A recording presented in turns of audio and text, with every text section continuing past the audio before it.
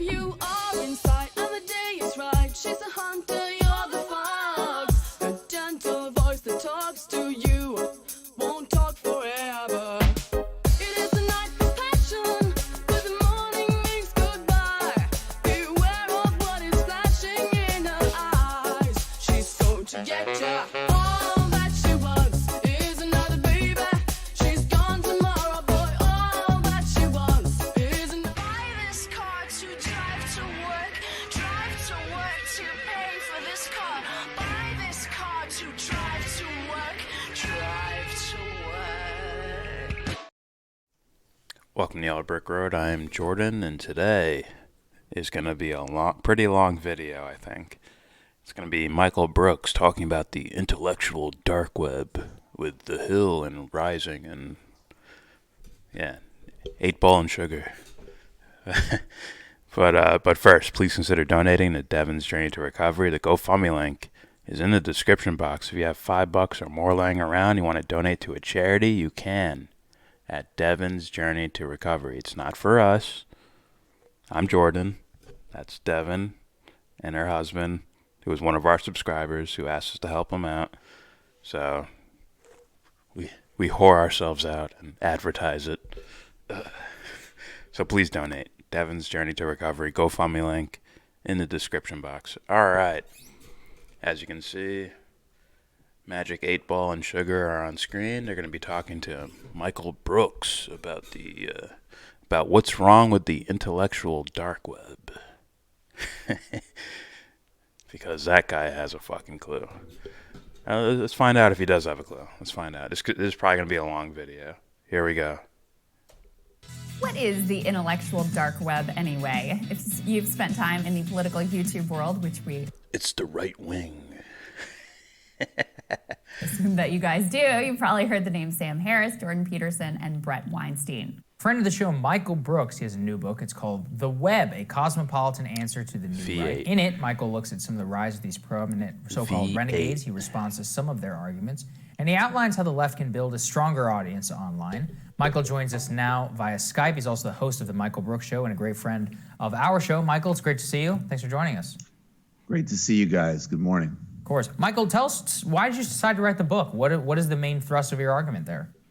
I decided to write the book. They asked me to write the book in 2018 when these guys were still relevant. So that was when I initially decided to write it. But look, I think, it's funny because there's no doubt that like that exercise in self-branding is kind of done in some ways. I mean, people, there's still a presence from that kind of scene online, and they have a good amount of followers, but they certainly are not getting New York Times profiles or the kind of heat that they were a couple years ago. But I think what's interesting is that these guys present a couple of different styles of right-wing arguments. In fact, pretty different in some ways from some of the more...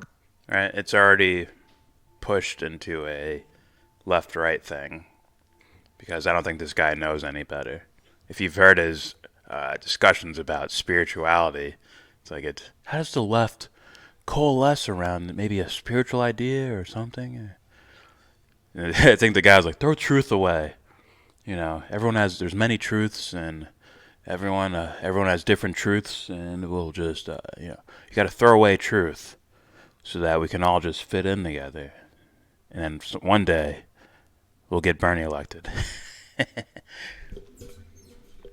It's like, any serious, any person who takes existentialism serious would look at this dude and be like, what the fuck? Like, I don't think he's a grifter, but they might look at him like he's a grifter. Like, what? Throw away truth so that we can all coalesce. Anyways. kind of populist stuff that you're into, Sagar, which obviously I disagree with in some key ways, but I think is much more relevant to actually, like, at least it has an analysis of what's actually happening in today's world, right? Sure. So these are guys who are primarily, I would say, kind of fixated on justifying hierarchies that are, you know, socially, politically produced, and then not wanting to look at the reason why things have come into play, right? Like capitalism is just good. What's weird here is it sounds like aren't you advocating for a social hierarchy right now? It's just your version of it. And obviously you feel that it's better, but you're still creating a social hierarchy, are you not? By saying these are just right wing, blah blah blah blah blah, and in your world that means bad. So that is pushed down and your idea is pushed to the top. Now that needs to be understood because of what he's going to say later, which is about. I'll let you know when he says it. Capitalism is like science. Capitalism is like biology, as an example. We can't necessarily, deconstruct the way we regulate certain markets, as an example, because then that can like throw us into chaos. This is more like a Jordan Peterson thing. So there is a criticism of all of these arguments, but I think Peterson went a little bit deeper, a little bit too sophisticated for someone like Michael Brooks and some other people I've argued with. It's like, your guys' shit is shallow and you don't even realize it. It's like, fuck. What do you do with that? What do you do? I think more importantly, what the book does is it looks at why. What are the failings on the left that have led to this? What are the kind of Failings on the answers that left. people are looking for that arguments like this can provide? Because they're still going to be out there even after these guys kind of like leave the scene. And then maybe most importantly, like what is a confident, sort of globally appealing left that really speaks to the needs of the moment? Well, dig into that why. Why was there? Because clearly these guys all have massive following. By the way, like, politics isn't your answer, Michael Brooks. Politics is not the answer. Globally appealing on the left, that can... It's like, what? The fuck does that mean? I thought you were a human being or something. What's the idea that's universal to all humans, rather than... with the left will make it more appealing because, our policies. It's like, what? Things and audiences online. There was a media fixation on some of them, but it wasn't just a media fixation. They really spoke to people in a way that was compelling for a large number of people. What do you attribute that to? Yeah, I think there's three things. I think one is there's definitely aggrievement. There's no doubt about that, and some self-victimization going on. And that's kind of like the standard sort of lefty critique. And there's some truth to it, no doubt. I think then there's also... So, I guess low self-esteem or something like that. Yeah, I'd say that played somewhat of a role. But that's once again, a human thing, right?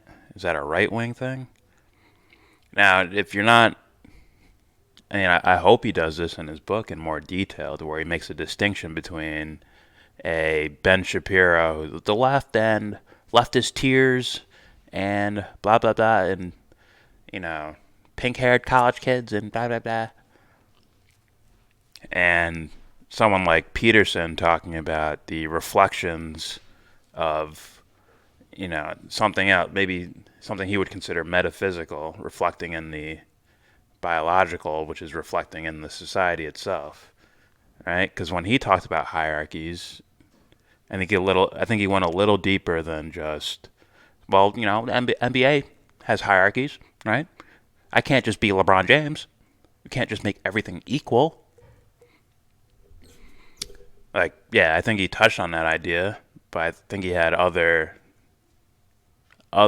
more sophisticated ideas, especially pertaining to like Jungian psychology, which I haven't heard a Ben Shapiro even fucking whisper, or a Sam Harris. Anyways, so this element of self-help almost, and finding meaning and purpose, and trying to be able to navigate your life. And figure out sort of big questions. I mean, even, there's a big spectrum there, but even a guy like Sam Harris will teach people meditation as an example, right? I think that that's actually really important for a lot of people. That's, again, another thing that maybe the left needs to rethink how they approach. People are going to want tools and tactics and strategies and ideas about how to live better, how to navigate their lives, right? And even as See? Now, I've seen the Sam Harris meditation bullshit. You know, first of all, he doesn't believe in a self or a soul or anything like that. So his meditation, I believe, is just ways to play with your own brain chemistry. It's probably something like that, right? Because I believe he said something like, I looked for the self and I couldn't find it. And that's his reason for there being no, like, psychological self there. Right? He's also the guy, like, there is no such thing as, like, an athlete getting in a rhythm, or being on fire, if you will, or being in the zone. I think that those are the words. There is no such thing as the zone. It's just probability. That if you take this many shots at some point, you're going to start making a bunch in a row or something like that. And it's like, nah. Because, you know, I look at that and I'm like, Well, like, let's take basketball, for example. If I take a shot and I release it the same exact way, like, I take a shot and I make it, right? It goes in, and I take that same exact shot repeatedly over and over and over again, it's going to go in 100% of the time, right? And that's the way something like physics works. Now, what a person is trying to do when they're playing a game and things change, right? They're trying to recreate that same thing that made the ball go in over and over and over again. So then what's the barometer for them repeating a similar motion over and over and over again? I might say it's something like, focus, or, practice skill, or, maybe they just feel good about themselves that day. Maybe they didn't have a fight with the wife. They had a really good day with the wife and kid, and then they went out and played a game, and they were just like, I'm not worried about if it goes in or not, so I'm not neurotic about this moment. Thus, I can just repeat the same motion over and over again, because it's just a game. Just swish, swish, swish. I would say there's something to that. But no, never mind. It's pure luck. There is no self because we're just biological robots. So, yeah. There's no such thing as focus because you have to have something. Something has to be focusing. And we all know the functions of the brain is not to really focus on certain things. It's meant for reproduction and survival. So it's not really focusing on basketball. It's focusing on surviving. Meaning, if the shot goes in, it's only meant to go in so that I can get laid because I scored 20 points that game. So I can reproduce. And also it helps my paycheck. Right? So, anyways. We talk about systemic problems. We can't discount people trying to figure out their own lives, right? And then 3, I think that they were able to make a lot of plays out of this sort of like woke scold culture, basically. So that's their claim to fame, straight up. That's their claim to fame. That's why they became famous, because of the pink-haired college kids. All right? No offense to, I'm not trying to diss the pink-haired college kids. It's just a stereotype. But, yeah, that's their claim to fame. Those things. Not Sam Harris, though. Sam Harris started before that. He went with the skeptic community and, with the, I guess, the progression of the internet and people finding out different ideas. And they started like, fuck, religion's bullshit. It's bullshit, isn't it? There was no guy walking on water. But these guys always reveal themselves at some point to, like, Sam Harris with the, but Islam, we need to, it makes sense to take them out. Or Shapiro, pure straight up neocon, mother freaker. You might as well throw Sam Harris in there too, as neocon. Except I get a sense that neocons have some sort of passion towards something. Sam Harris seems like he has no passion towards anything. It's just this is the most rational thing to do. Eliminate Islam. That's all. And once again, I'd put Peterson in a separate category from these guys. But let's continue. Your only representation of liberals is, hey, shut up. That's not right. You can, there's an open field there. Well, I was going to say, Michael, I think that really is what drove more than anything, was a lot of this kind of like free speech on campus stuff that really broke out into the scene in 2015, kind of culminated exactly in what you're talking about in 2018. I think it bears some self-reflection that the left allowed itself to get defined very much by that cohort. And why is it that happened? What is the failure? Why do you think it petered out? That's another interesting question. Why did it peter out after 2018? And what were the failures that led to it becoming such a defining force in politics, at least for a little while? People found out Shapiro's a neocon. People found out Sam Harris thinks like a neocon. Jordan Peterson, I guess he had his own personal issues. People found out Joe Rogan's a fucking idiot. And Weinstein was never really saying anything, existential to me. I mean, not really any of them were except for Peterson. Maybe a little bit of Sam Harris, as in he'd at least, talk about it or question it in a just nice, simple forum to do that. But, yeah. These guys, other things started showing themselves. Just being honest with you.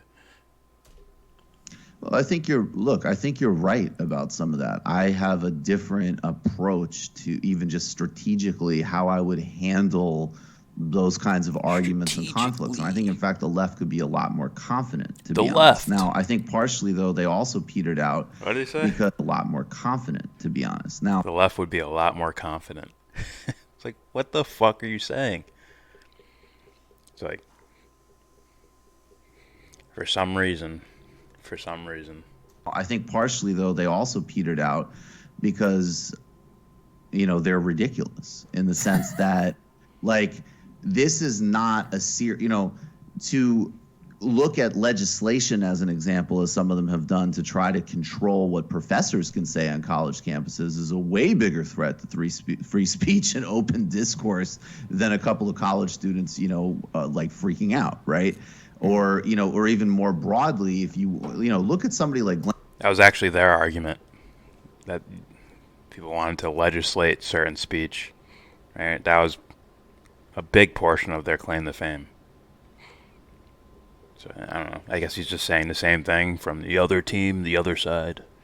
Glenn Greenwald, who is more on the left, that's a free speech, open society person across the board. So I think that people started to get kind of drawn. If they were sincerely interested in that stuff, they were like, wait a second, I think there's people who are interested in politics related to free speech, legal decisions related to free speech, cultivating a culture of free speech, not just whining about it not happening in certain places. And then incidentally, having their own kind of very well-developed high sensitivity to certain types of ideas and discourse, right? Like Joe Rogan's kind of an outlier in this group because I think he really does represent in some ways the center, and he is open to a lot of different ideas and arguments pretty much across the spectrum. But for most of these guys, pay that piper, they Michael. are just as whiny and as offended and as aggrieved by, oh, how could you say that about one of my heroes as anybody else, right? So they really undercut their brand. And I think also that as a left started to emerge, that is more significant. And I think a kind of cohort that, I'm part of, that really started to say look, I don't know about all of these various kind of controversies, but I do know that you don't have health care. I do know that you don't have a position in the 21st century economy. And then, in fact, it actually doubly exposed them in some ways for their own shortcomings, but also that they didn't really have answers, and they don't have answers to the big questions. Did you find, though? Exactly. the big question. Like that should be all you need to hear in regards to Michael Brooks. The big questions. You know, like universal healthcare. It's like, what? That's the big question? Like, holy shit. Now, in all honesty, everything is the big question, including that. All of it is the big question. But just using dumb guy logic, it's like, okay, universal healthcare so that people can survive. Why are they surviving? Because that would be that'd be a bigger question, wouldn't it? Right? Because surviving's not enough. There's a reason to survive. What is that thing? Why do people want to live? Why do people want to live? Why do they want to live comfortably or whatever? What's their idea of comfortable? What's the point of surviving? Now, if it's just, I just want to reproduce and reproduce, spread my genetics, and that's it. I want to continue on the human race by reproduction. It's like, okay, that seems like a pretty small picture considering the ideas that are floating around on Earth right now. So, yeah, Brooks can't address I don't think he can address the bigger questions. I don't think a lot of people can address them. But you're better off. I would say someone would be better off with a I don't know place or a, you know, if they were like I've done this where you take the step of like, okay, I don't know shit. It wasn't a thought experiment. It was really like I don't know anything. I don't know. Like I was really in that place of I don't know. And that opens everything up, if you ask me. Not just, I don't know, so I'll accept anything that comes across. Like, no. It's, I don't know. And then you hear a piece of information, you're like, I still don't know. But I gotta, like, 100% truthful. I don't know, but this seems interesting. Or, I might believe this. Or, I do believe this. And that, like, the beginning steps should always be like, okay, how do I work with the truth? What is the truth of this thing? Oh, I don't know. There you go. You were working with the truth. The truth is, I don't know. Then you got to go a little bigger than that, right? Like, okay, who is saying I don't know? Is it just the voice in my head? Is my brain? Is it a ghost in a machine? What's going on here? So there's a whole process, I would say, that goes on. And I don't think a guy like this, or even those two, 8Ball and Sugar, I don't think they would be up for this because they're so zoomed into their immediate lives. Right? I think people would call me like, oh, you just want us to sit around and meditate all day. It's like, no. You might actually be downsizing your life quite a bit more than my ego does with me. But, you know. Ugh. Anyways, let's continue. So any of their arguments compelling? Was there any piece of it that you thought the left should learn from or embrace? You hear the question? That the left should embrace. The fuck? See, that seems like a misdiagnosis of what they were dealing with. You see how I characterize Shapiro or Sam Harris or Jordan Peterson or Brett Weinstein, whatever the fuck his name is, or his brother, or Joe Rogan. Maybe these people just see left and right, which would probably be, if I had to guess. Like I think there's a concept in like Jungian psychology where it's what's the word? Stepping over the duality of things, and it's like they're placing themselves in the duality in a way. right? And that plays a role psychologically when you can't mix ideas together, or you can't see that, like, yeah, this idea is here and this idea is here, but what is the overarching thing that they're both cocooned in? Isn't that one big thing there? I hope they're not thinking that way, but they might, which would allow them to competently, read news stories, and then that's it. Not offer anything outside of that. Just, here's a political talk show, that's it. We can't offer you much outside of that, but here's politics. Here you go. And then you can hear Michael Brooks even when he's approached with ideas that could be leaning towards spiritual concepts, psychological concepts, metaphysical concepts, he's still like, oh, let me take this big idea and just smush it down and fit it into left-right paradigm. Anyways. What's hard about it is I would like to say yes if they applied it coherently. Like my publisher, Doug Lane, is a guy, it's funny, he's a Marxist, but the dude is a total free speech, like, absolutist, right? Like, he takes all of these kind of like debate notions, which probably I make fun of too much, like, hey, like, you got to take on this argument in good faith and so on. He actually takes that really seriously and really sincerely, and it's very interesting in seeing how he approaches people and the work he does. And I think, frankly, we could all learn a significant amount from that in terms of kind of building out stronger arguments, having more patience, and really being analytical. Or understanding the concepts in front of you, which I haven't seen you address. Maybe you did in your book, but I'm not going to read your book. Not because of it's your book, but because I just don't read books, to be honest with you. I could watch a fucking video, man. Why the fuck am I reading a book for? Fuck that. I'm lazy, man.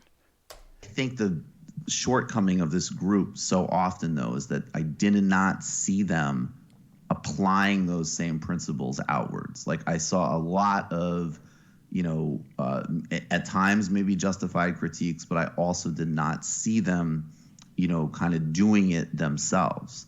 I think, the self-help stuff and the questions about finding meaning and purpose, I don't really buy their answers, but I think they're 100% right to ask those questions. And that needs to be something that we're at the very least comfortable with, and really actually providing, people who are interested having their own conversations about, because it's relevant to people's lives. Yeah, I'm glad. See, I would sit Michael Brooks down like, okay, what do you think about this reflective idea that Peterson has in regards to, the spirit reflecting in the body, which I guess would reflect to the society and the world itself, because I've looked at the idea when Peterson's talking about like Jesus's resurrection, right? And the people that don't listen to the ideas just laugh at it, right? And I understand it, like, on the surface it's fucking like, oh, this guy was a whatever doctor and PhD and all this shit thinks Jesus rose from the dead. It's like, well, what's the idea that he's talking about here? Right? If he's saying someone can reach some sort of internal thing to where you reach some sort of plateau internally, and then it starts reflecting externally to where you're like, oh, now you have superpowers or something. Right? It sounds silly, but it's like, it's an idea to look at, which is why he'll say something like, clean your room, I would think. Or why he does something which I think is stupid. Men do this and women do this because of their something internal is reflecting its way outside. It's like, oh. I have like a version of that before I even heard of Jordan Peterson. I have a considered concept of that. When you look at the monk or something that lit himself on fire, and he just sat there calmly. I have no idea if that's real or not, if that really happened. I have no idea. But just looking at it, it's like, maybe the dude has such an internal constitution that he can reflect it on his externals, as in, say, oh, yeah, but the true me is in here, and the true me doesn't feel any physical pain, and then he reflects it onto his body, like, oh, I don't feel anything here. Just throwing the idea out there, just considering it. But I'm curious what this motherfucker would say. Like, listen, the left, and the right. Is time up? Okay. Glad you acknowledge that, because I listened to some of these guys, have for years, and I agree with you. I don't think that it's like, if you listen to some of them, you'd think free speech on campus is the underlying most important issue facing America. And I'm like, well, there's a few more systemic economic critiques that I would maybe embrace. But you're correct to identify that, look, whenever there are people out there who are looking for meaning, so to speak, I've spoken with Jordan Peterson, actually, about this very subject, is that it's very much speaking to a society, and I think we have deeper systemic critiques of why this would leave people feeling meaningless and void of meaning in their lives. I think you and I would say this is about a systemic societal critique. They would say it's more individualistic and you can work your way out of it. But that doesn't necessarily mean that trying to look for meaning is a bad thing. It's 100% individualistic. That's where the quote-unquote problem is, right? Like, systemic. Like, who made that? Who made the system, quote-unquote? Almost, I think people did. Unless it was just sitting here in nature and we just, out of nowhere just started following rules to something. But, yeah. So, yeah. And by that, people are probably going to misconstrue what I'm saying here. See, the environment does play a role psychologically in regards to conditioning, right? As in, if you're only understanding, if you're not paying attention to your own psyche, and you're like, a poor kid, it's like, you got to get what you got to get to survive, man. And they start doing crime or something like that. I understand why people from the outside are like, well, it's because he's poor, right? It's because he's poor that he did this. I'm like, no, he did that because he's an idiot. I'll just call him stupid. But I'll also understand, like, I also call, a child that sticks a fork in a electrical socket, like, oh, it's because they're dumb. I don't mean dumb to be demeaning, it's because they just don't know any better. Which means, like, oh, okay, so what is the underlying problem here? It's like, oh, ignorance. There's one. Okay. How about the people who,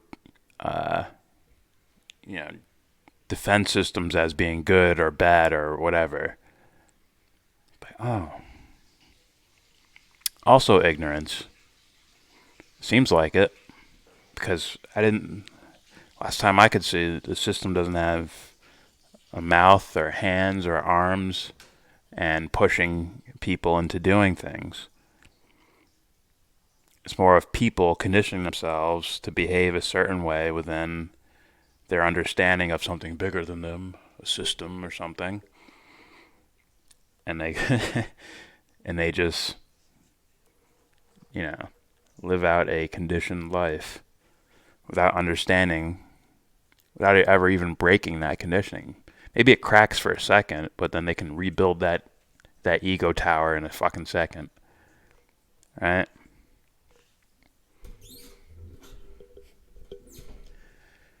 Let's continue. So I'm glad that you recognize that.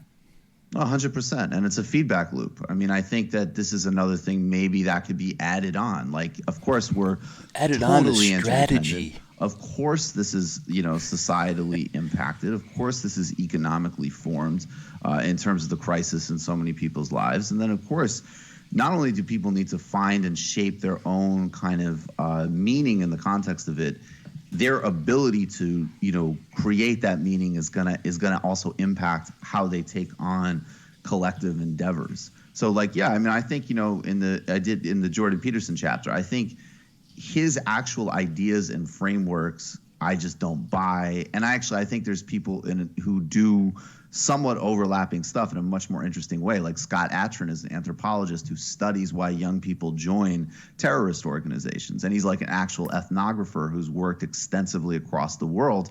And he finds some very interrelated dynamics, like across the board, right? In terms of what kind of social and personal crises can lead to that. And he has some really interesting insights about generating sense of purpose and meaning. So I think that As what, though? I'd have to look into the guy himself. Like, what does that mean? Generating meaning or whatever the fuck. Is it like a technocratic type of thing? Where it's you do 20 push-ups and... Is it, pseudo-meditation? Sit in this pose and close your eyes. Right? Because that's what Sam Harris and Peterson are being called out for, right? So, I'd like to hear those things. That'd be interesting.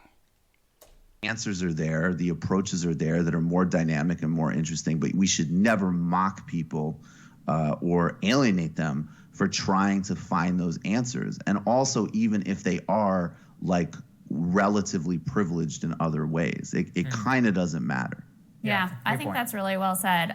Michael, congrats on the book. Where should people go to get it? I would go to this place All right, you can sell his book. called Red Emma's in Baltimore. It's a buddy of mine. He owns an independent. There you go. Red Emma's to buy the Michael Brooks book that I won't be reading. But yeah. Once again, like if he was here, I'd pose some questions for him. I didn't go. I thought it'd be like an hour long. This fucking video. It's only 30-something minutes. All right. But yeah, I'd be posing certain questions to him. That obviously, I don't think 8 Ball and Sugar are gonna, just sound like Coke references. 8 Ball and Sugar. My bad. It's because Crystal Ball, Magic 8 Ball, and Cigar call him Sugar. Because I'm American. That's what Americans do. That's not an American name. Call him something American. Sugar. Yeah, so if I had sat down with Brooks, and I do think that the dude, I don't think he's a creeper or a charlatan. I think he believes what he's saying, which is 100% one of the, something very important, I would say, is meaning what you're actually saying out loud.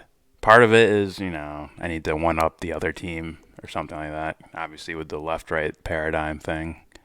This became a phenomenon on the right, so I must defeat it.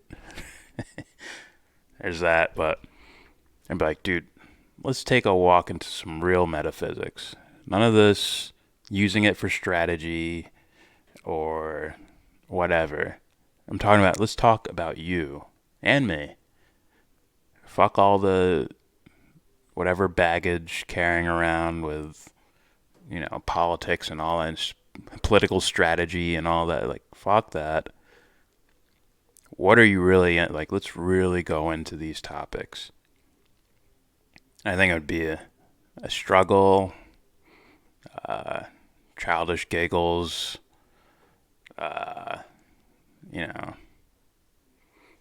sort of barriers. Okay. But the thing about being human is I have those too. Meaning I feel like as though I can navigate those things. Right? Like I can deal, like when I've had discussion with people where we've had disagreements, and they're going purely, strictly logical and rational. And it's like, oh, I have logic and rationality too.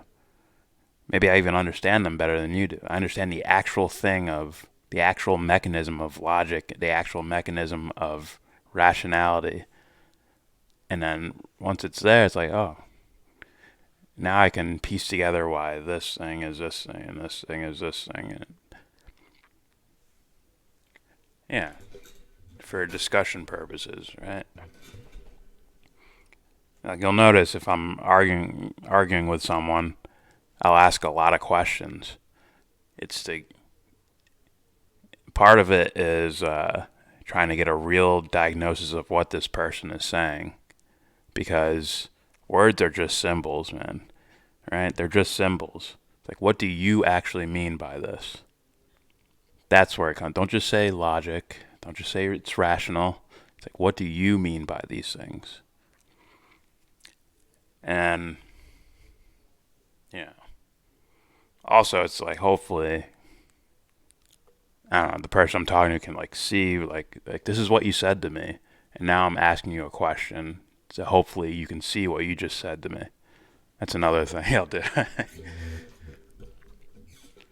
But yeah, I guess it all depends. Like, are you here for a discussion, or are you here to win an argument? That's the question, isn't it? What else could I say here? I'm gonna try to stretch it out to an hour somehow. I won't do that. I'll just keep talking. I'll be done before an hour gets up.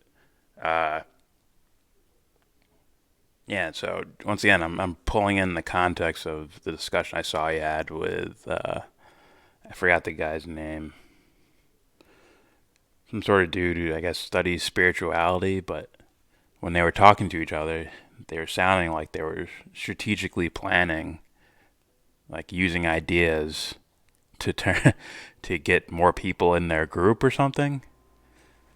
I don't get it. Like, spirituality for the left. It's like, what? Oh, this was like a being thing. I thought it was an existential thing.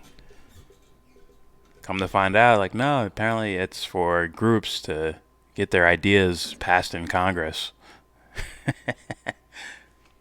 Here's how we deal with this. Collectivize. It's like, I don't have a taboo against collectivizing. I think it's just like I said, logic and rationality. Like, oh, I have those inclinations too. It's just I actually looked at them. I'm questioning if these guys actually look at what that is. Right? Now, why I pointed out before, like, oh, the individual, like, you have to go there first before you can start, holding hands and shit. It's because those individuals are going to make up your collective. That they can't, the left, the right, those collective things, collective movements, they're made up of individuals, correct?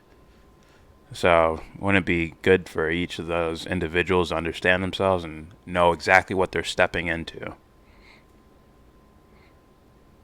Right? For all we know, someone could have an actual spiritual inclination, and then they hear you saying just words that sound like they're from spiritual concepts or spiritual principles, and then they walk into your world and they're like, ah, fuck, I watered my shit down to fit amongst this group.